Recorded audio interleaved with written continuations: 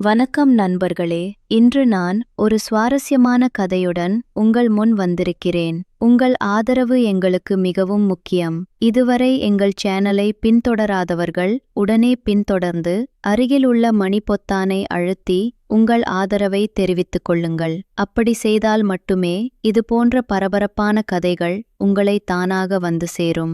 இப்போது நாம் நமது கதைக்குள் செல்லலாம். எனது பெயர் ஆனந்த். நான் ஒரு சாதாரண மனிதன். என் மனைவி கவிதா, எங்களுக்கு ஒரு மகன். என் மாமனார் பெயர் மாணிக்கம், வயது 61.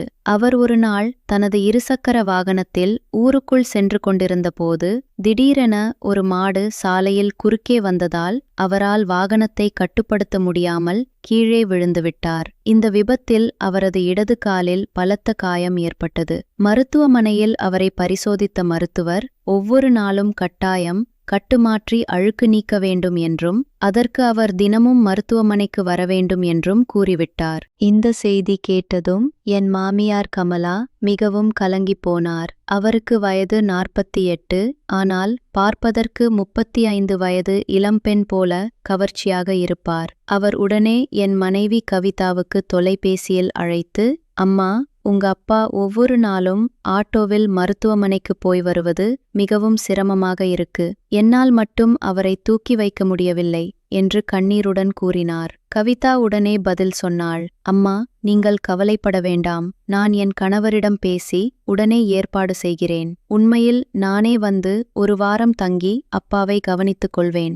ஆனால் இப்போது எங்கள் மகனுக்கு பள்ளி தேர்வுகள் நடந்து கொண்டிருக்கின்றன. அது முடிந்தவுடன் நான் உடனே வந்து விடுகிறேன். அதுவரை என் கணவரை அனுப்பி வைக்கிறேன் என்றாள். அன்று மாலை கவிதா என்னிடம் வந்து, ஆனந்த், நீங்கள் உடனே சேலத்திற்கு புறப்பட்டு சென்று ஒரு வாரம் அங்கே தங்கி அப்பாவை பார்த்து கொள்ளுங்கள். மகனின் தேர்வுகள் முடிந்ததும் நானும் அங்கே வந்து விடுகிறேன் என்றாள். இதற்கிடையில் எங்கள் நெருங்கிய நண்பர் ஒருவர் தனது காரை ஒரு வாரத்திற்கு கடனாக கொடுத்தார். கவிதா சொன்னால், இந்த காரில் போய் அப்பாவை மருத்துவமனைக்கு அழைத்துச் செல்லுங்கள். இது மிகவும் வசதியாக இருக்கும். நானும் அன்று இரவோடு இரவாக சேலத்திற்கு காரில் புறப்பட்டேன். வழியில் மாமனாருக்கு பிடித்தமான பழங்கள், சத்து மாவு மற்றும் ஆரோக்கியமான கஞ்சி பாக்கெட்டுகள் வாங்கினேன். இருட்டில் கார் ஓட்டும்போது எனக்கு ஒரு வினோதமான உணர்வு இருந்தது. இந்த பயணம் எப்படி முடியும் என்று தெரியவில்லை. நான் மறுநாள் அதிகாலை சேலம் வீட்டை அடைந்தேன். வீட்டின் முன் காரை நிறுத்தி உள்ளே சென்றேன். மாமனாரை பார்த்ததும், எப்படி இருக்கீங்க மாமா, அத்தை எங்கே என்று கேட்டேன். நான் பரவாயில்ல மாப்பிள்ள, உங்க அத்தை இப்பதான் பக்கத்து வீட்டுக்கு போனாள், இதோ வந்து விடுவாள் என்றார். நான் அவருடன் சிறிது நேரம் பேசிய பின் வெளியே வந்து நாற்காலியில் உட்கார்ந்தேன். சிறிது நேரத்தில் கமலா வீட்டிற்குள் வந்தார். அவரை பார்த்ததும் என் மனதில் ஒரு மாற்றம் ஏற்பட்டது. அவரது அருகாமை என்னை கவர்ந்தது. நான் என் மனதிற்குள் பல கேள்விகளை எழுப்பிக் கொண்டேன். இந்த ஒரு வாரம் என்னை பொறுத்தவரை எப்படி அமையப் போகிறது? தொடர்ந்து தெரிந்து கொள்வோம். மாமியார் கமலா வீட்டிற்குள் நுழைந்ததும் என்னை பார்த்து புன்னகையுடன், மாப்பிள்ளை எப்போது வந்தீங்க என்று கேட்டுக்கொண்டே உள்ளே வந்தார். நான் மாமனாரின் உடல்நிலை பற்றி கேட்டதும் அவர் திடீரென்று மிகவும் வருத்தப்பட்டார். இந்த வயசிலும் வண்டி ஓட்டிட்டு போய் இப்படி விழுந்துட்டாரே, இப்போ இவரை யார் கவனிப்பது? நல்லவேளை நீங்க வந்திருக்கீங்க, இல்லைன்னா நான் தனியா என்ன செய்திருப்பேனோ என்று கண்கலங்கினார். நான் அவரை சமாதானப்படுத்த முயன்றேன். அப்போது அவர் எதிர்பாராமல் என் அருகில் சாய்ந்தார். அந்த தருணத்தில் என் கை தற்செயலாக அவரது முதுகில் பட்டது. அந்த தொடுதலில் என் உடல் முழுவதும் ஒரு சிலிர்ப்பு ஏற்பட்டது. உடனே நான் என் மனதை கட்டுப்படுத்திக் கொண்டு, அத்தை, நீங்கள் கவலைப்படாமல் ஓய்வெடுங்கள். நான் இரவு முழுவதும் கார் ஓட்டி வந்ததால் கொஞ்சம் களைப்பாக இருக்கிறேன் என்றேன். அவர் உடனே என்னை ஓய்வெடுக்க அறைக்கு அனுப்பி வைத்தார். நான் அறைக்குள் சென்றபோது அங்கே மாமியாரின் சில ஆடைகள் தொங்கிக் கொண்டிருப்பதைக் கண்டேன். என் மனதில் ஒரு குழப்பம் ஏற்பட்டது. பல நாட்களாக எனக்குள் இருந்த ஒரு மௌனமான ஆசை மீண்டும் எழுந்தது. அவரது அருகாமை எனக்கு மிகவும் பிடித்திருந்தது. நாளை காலை மருத்துவமனைக்குச் செல்லும் பயணம் எங்கள் வாழ்க்கையில் என்ன மாற்றத்தை கொண்டுவரும் என்று சிந்தித்துக் கொண்டே தூங்கிவிட்டேன். மறுநாள் காலை 8:30 மணிக்கு என் கண் விழித்தது. அப்போது கமலா என் அறையை சுத்தம் செய்து கொண்டிருந்தார். என்னை பார்த்ததும், மாப்பிள்ளை, 10 மணிக்கு நாம் மருத்துவமனைக்கு கிளம்ப வேண்டும், சீக்கிரம் தயாராகுங்கள் என்றார். காலை வேளையில் அவரை பார்த்ததும் எனக்குள் மீண்டும் அதே பழைய உணர்வுகள் தோன்றின. நான் சரிங்க அத்தை என்று கூறி குளிக்கச் சென்றேன். குளியலறையில் அவர் பயன்படுத்திய துணிகள் தனியாக கிடந்தன. அந்த துணிகளில் அவரது வாடை வீசியது. ஒரு கணம் நான் என் கட்டுப்பாட்டை இழந்து அந்த துணிகளை கையில் எடுத்தேன். ஆனால் உடனே என் மனதை சரி செய்து கொண்டு குளித்து முடித்து வெளியே வந்தேன். நான் அறைக்கு வந்தபோது மாமியார் இன்னும் அறையை சுத்தம் செய்து கொண்டிருந்தார். அவர் ஏதும் தெரியாதது போல் புன்னகைத்தார். நான், மாமா தயாராகிவிட்டாரா அத்தை என்று கேட்டேன். தெரியவில்லை மாப்பிள்ளை, போய் பார்ப்போம் என்று கூறி அவர் மாமனாரின் அறைக்கு சென்று கதவை தட்டினார். உள்ளே இருந்து, இதோ கிளம்பிவிட்டேன், உள்ளே வாருங்கள் என்று மாமனார் குரல் கொடுத்தார். மாமனாரால் சரியாக நடக்க முடியவில்லை. அவர் மெதுவாக நடந்து வந்தார். நானும் மாமியாரும் அவரது இருபுறமும் நின்று அவரது கைகளை பிடித்து தாங்கினோம். அப்போது எங்கள் கைகள் மாமனாரின் முதுகுக்கு பின்னால் சந்தித்தன. நான் வேண்டுமென்றே என் கையை கமலாவின் கையின் மேல் வைத்தேன். அவர் அதை விலக்கவில்லை. எங்களுக்குள் ஒரு விசித்திரமான உற்சாகம் பரவியது. நாங்கள் மாமனாரை காரின் பின் இருக்கையில் அமர வைத்தோம். நானும் மாமியாரும் முன் இருக்கையில் அமர்ந்தோம். நான் கியர் மாற்றும் போதெல்லாம் என் கை தற்செயலாக அவரது கையில் பட்டது. அவர் வெட்கத்தால் சிவந்தார், ஆனால் எதிர்க்கவில்லை. அந்த அமைதியான ஏற்பு என் மனதில் பல கேள்விகளை உருவாக்கியது. இந்த பயணம் எங்களை எங்கு அழைத்து செல்லும்? அடுத்த பகுதியில் பார்ப்போம். நாங்கள் மருத்துவமனைக்கு செல்லும் வழியில் காரின் உள்ளே ஒரு வித்தியாசமான சூழல் இருந்தது. நான் அவரை பார்க்கும் போதெல்லாம் அவர் ஒரு வினோதமான புன்னகையுடன் என்னை நோக்கினார். அந்த புன்னகைக்கு என்ன பொருள்? அது சம்மதமா அல்லது வெறும் பாசமா? என் மனம் குழம்பியது.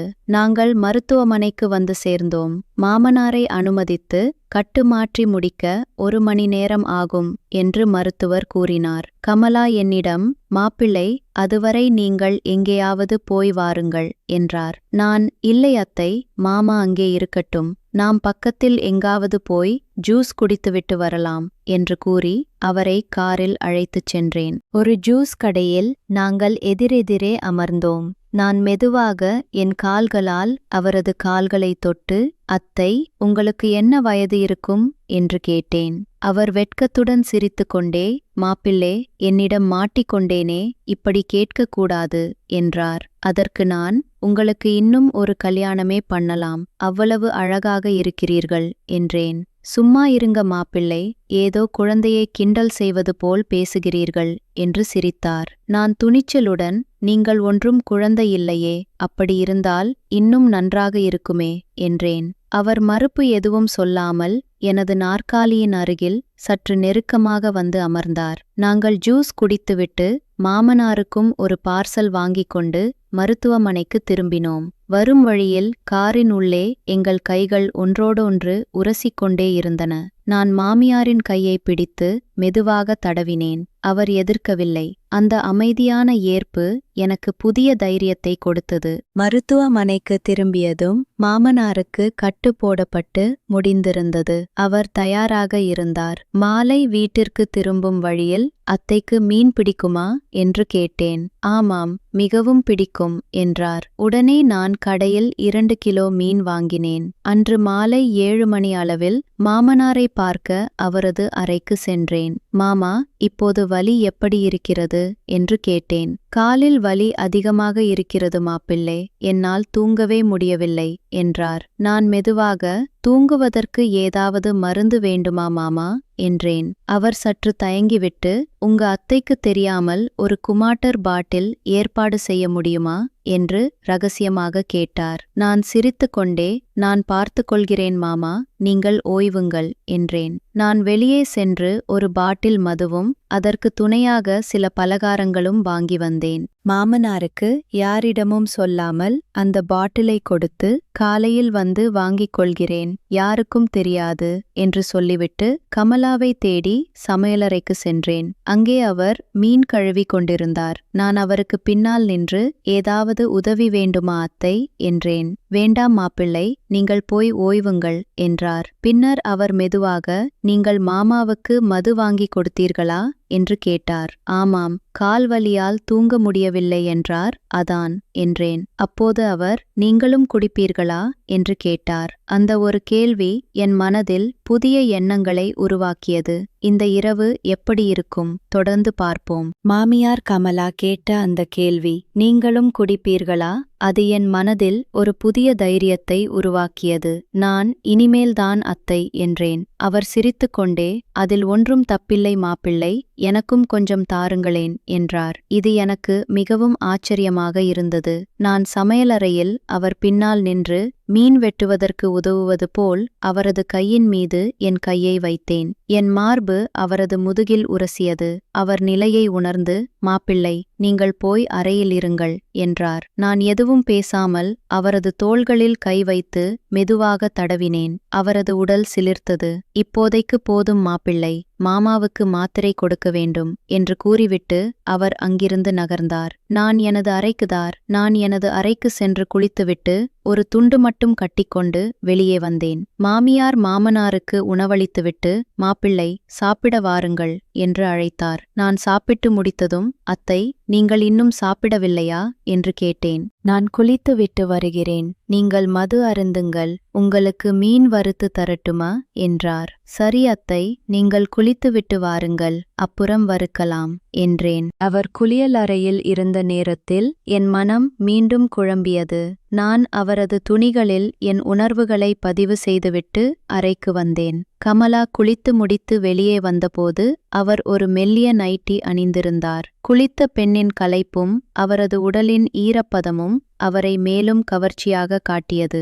48 வயதிலும் அவர் ஒரு இளம் பெண் போலவே காட்சியளித்தார். மாப்பிள்ளை, மீன் வறுக்கலாமா என்று கேட்டுக்கொண்டே அவர் சமையலறைக்கு சென்றார். நான் வரவேற்பறையில் மெல்லிய இசையை இயக்கிவிட்டு அமர்ந்திருந்தேன். அவர் மீனை வறுத்து ஒரு தட்டில் வைத்து கொண்டு வந்தார். முட்டையும் பொரித்து தரட்டுமா மாப்பிள்ளை என்று கேட்டார். கொண்டு வாருங்கள் அத்தை என்றேன். அவர் எனக்கு அருகில் வந்தபோது நான் திடீரென்று அவரது கையை பிடித்து இழுத்து என் அருகில் அமர வைத்துக் கொண்டேன். அவர் பதற்றத்துடன், மீன் சாப்பிடுங்கள் என்று மெதுவாக சொன்னார். ஆனால் அவரது கண்கள் மூடியிருந்தன.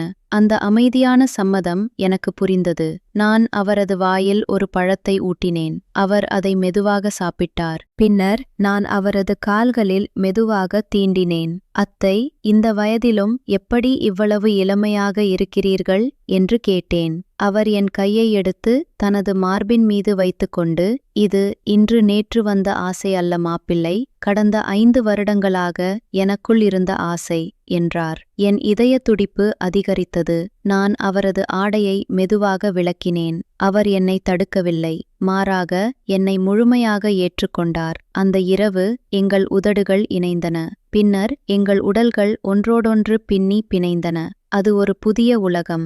அவரது உடலின் வெப்பமும் மூச்சிறைப்பும் எனக்குள் ஒரு இன்பக் கனவாக இருந்தது. மணிக்கணக்கில் நேரம் கடந்தது. திடீரென்று மாமனார் அறையில் ஏதோ சத்தம் கேட்டது. அந்த ஒரு சத்தம் எங்கள் உலகத்தையே அதிர வைத்தது. மாமனார் எழுந்து வருகிறாரா? அவர் நம்மை பார்த்து விடுவாரா? அந்த பயம் என்னை சட்டென்று நிஜத்திற்கு கொண்டு வந்தது. இந்த இரகசியத்தை காப்பாற்ற நான் என்ன செய்வேன்? அடுத்த பகுதியில் பார்ப்போம். மாமனார் அறையில் இருந்து வந்த அந்த சத்தம் எங்கள் இருவரையும் உலுக்கியது. நான் சட்டென்று எழுந்து துண்டை சுற்றி கொண்டேன். கமலாவும் தனது நைட்டியை சரி செய்து கொண்டு, மாமா எழுந்துவிட்டார் போலும், நான் போய் பார்க்கிறேன் என்று கூறிவிட்டு வேகமாக வெளியேறினார். நான் அறையின் கதவை சற்றே திறந்து வைத்து வெளியே நடப்பதை கவனித்தேன். கமலா மாமனாரின் அறைக்கு சென்று, என்ன சத்தம்? தண்ணீர் வேண்டுமா என்று கேட்டார். இல்லை, கால் நரம்பு பிடித்து கொண்டது, கொஞ்சம் மசாஜ் செய்ய முடியுமா என்றார் மாமனார். கமலா திரும்பி என் பக்கம் பார்த்தார். நான் தலையசைத்தேன். இதோ வருகிறேன் என்று கூறிவிட்டு அவர் உள்ளே சென்றார். சிறிது நேரம் கழித்து மாமனார் தூங்கியதும் கமலா வெளியே வந்தார். நான் எனது அறையில் அவருக்காக காத்திருந்தேன். அவர் உள்ளே வந்ததும், எல்லாம் சரியாகிவிட்டதா அத்தை என்றேன்.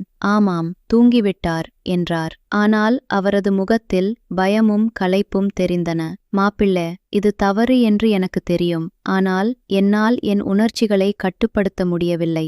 இந்த ஒரு வாரம் மட்டும் ப்ளீஸ் யாருக்கும் தெரிந்துவிடக்கூடாது என்று கண்ணீருடன் கூறினார். நான் அவரது கண்ணீரை துடைத்து அணைத்து கொண்டேன். இது உங்களுக்கும் எனக்கும் மட்டும் தெரிந்த ரகசியமாக இருக்கட்டும் அத்தை என்றேன். மீண்டும் நாங்கள் ஒருவரை ஒருவர் அணைத்து கொண்டோம். இம்முறை சத்தம் வெளியே கேட்கக்கூடாது என்பதில் மிகவும் கவனமாக இருந்தோம். அந்த இரவு நீண்டு கொண்டே சென்றது.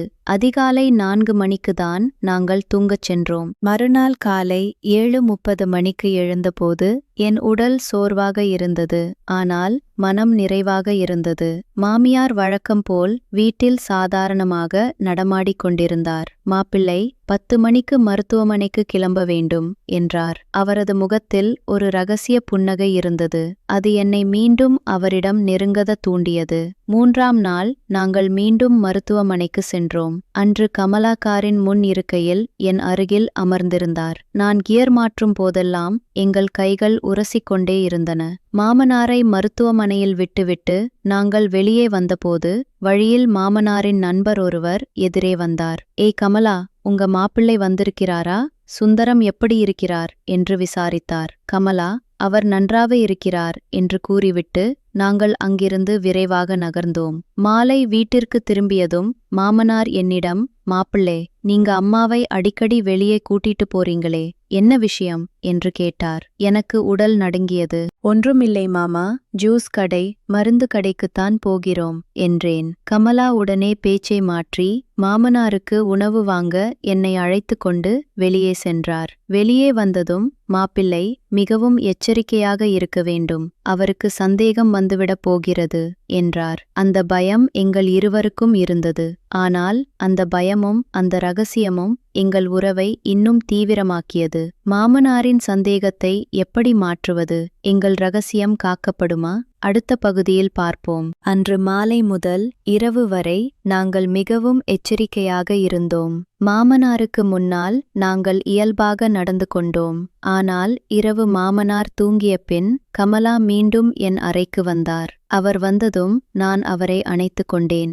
ஆனால் அவர் என் கைகளை மெதுவாக விலக்கிவிட்டு, இதுவே கடைசி இரவு மாப்பிள்ளை. இனி நாம் எல்லையை மீறக்கூடாது. நான் வயதில் பெரியவள். உனக்கும் ஒரு குடும்பம் இருக்கிறது. இதை இத்துடன் நிறுத்துவதே நல்லது என்று அழுது கொண்டே கூறினார். அவரது கண்ணீர் என் மனதை பாதித்தது. ஆனால் அதே நேரத்தில் எனக்குள் ஒரு பிடிவாதமும் இருந்தது. நான் அவரது கண்ணீரை துடைத்து, அத்தை, நீங்கள் பெரியவர்கள் இல்லை. என் கனவு பெண் நீங்கள். இதை நிறுத்த நினைக்காதீர்கள். நான் பார்த்து கொள்கிறேன் என்றேன். எனது வார்த்தைகள் அவரை சமாதானப்படுத்தின. அவர் என் அருகில் அமர்ந்தார். அன்றைய இரவு இயக்கம் நிறைந்ததாகவும் ஆனால் மென்மையாகவும் கழிந்தது.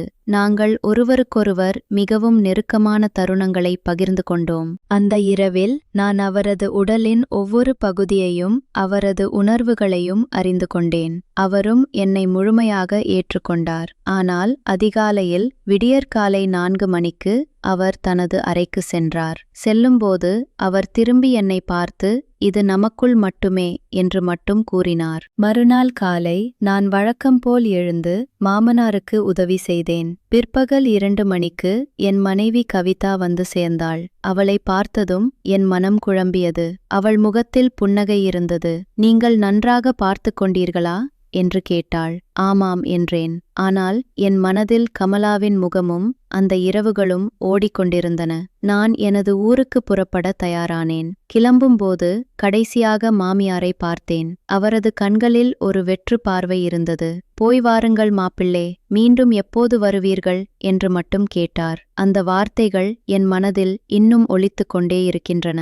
கவிதா மகிழ்ச்சியாக இருந்தாள். மாமனாரின் உடல்நிலை மேம்பட்டு வந்தது. நான் காரில் ஏறி புறப்பட தயாரானேன். கடைசியாக ஒரு முறை திரும்பி பார்த்தேன். கமலா வீட்டின் வாசலில் நின்று என்னையே பார்த்து கொண்டிருந்தார். அந்த பார்வையில் என்ன இருந்தது? அது காதலா, வருத்தமா அல்லது ஒரு முடிவா? எனக்கு தெரியவில்லை. நான் சேலத்தை விட்டு கிளம்பி என் ஊரை நோக்கி சென்றேன். வழியில் என் மனம் முழுவதும் கமலாவின் முகமும் அவரது கண்களில் இருந்த அந்த கேள்வியும் இருந்தன. நான் மீண்டும் அவரிடம் செல்வேனா அல்லது அந்த ஒரு வாரம் ஒரு நினைவாகவே மறைந்து போகுமா? இது காலம் மட்டுமே சொல்லும். ஆனால் ஒன்று உறுதி, அந்த ஒரு வாரம் என் வாழ்க்கையில் மறக்க முடியாத அத்தியாயமாக மாறியது. இன்று வரை அந்த நினைவுகள் என் மனதில் பசுமையாக உள்ளன. நான் என்ன செய்யப் போகிறேன் என்று தெரியவில்லை. ஆனால் அந்த கேள்வி இன்னும் என் மனதில் இருக்கிறது. மீண்டும் எப்போது வருவீர்கள்? இந்த கதை இங்கே முடிவதில்லை. ஏனென்றால் ஒவ்வொரு முடிவும் ஒரு புதிய தொடக்கம்தானே. நமது அடுத்த கதையில் மீண்டும் சந்திப்போம்.